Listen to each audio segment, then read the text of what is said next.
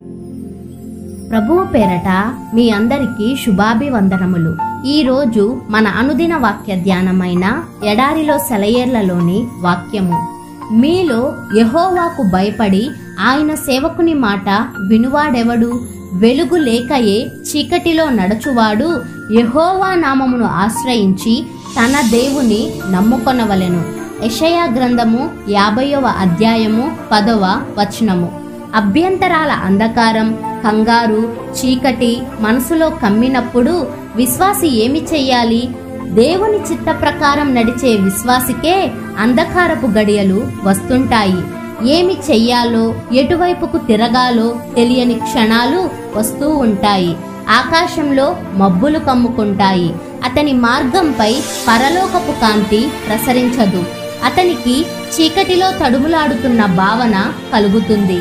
నీ అనుభవం ఇలా ఉన్నదా? ఇలాంటి చీకటి వేళల్లో విశ్వాసి ఏమి చెయ్యాలి? వినండి. యెహోవా నామమును ఆశ్రయించి తన దేవుని నమ్ముకొనవలెను. మొట్టమొదటిగా ఏమీ చెయ్యకుండా కూర్చోవాలి. మన మానవ స్వభావానికి ఇది చాలా కష్టం. ఒక సామెత ఉంది, కంగారు పడినప్పుడు పరుగులెత్తకూడదు. వేరే విధంగా చెప్పాలంటే ఏం చెయ్యాలో తెలియనప్పుడు ఏమీ చెయ్యకూడదు. ఆత్మీయమైన మసక చీకటి కమ్మితే తెగించి ముందుకు దూకకూడదు. నీ జీవిత గమనాన్ని తగ్గించు. అవసరమైతే నీ నావకు లంగరు వేసేయి. కేవలం దేవుని మీద నమ్మకం పెట్టుకో. మనం నమ్మకం ఉంచితే ఆయన పని చేస్తాడు.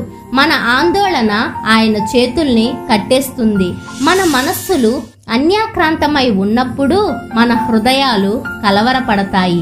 మనలను కమ్ముకున్న చీకటి మనలను భయపెడితే తప్పించుకునే మార్గం కోసం అటూ ఇటూ వ్యర్థంగా పరుగులు పెడుతూ ఉంటే దేవుడు మనకేమీ సహాయం చెయ్యలేడు.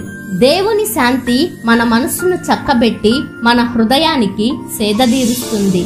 పసిపిల్లవాడిలాగా మన చేతిని ఆయన చేతిల్లో వెయ్యాలి. ఆయన మనలను తన ప్రేమ ప్రకాశంలోకి నడిపిస్తాడు.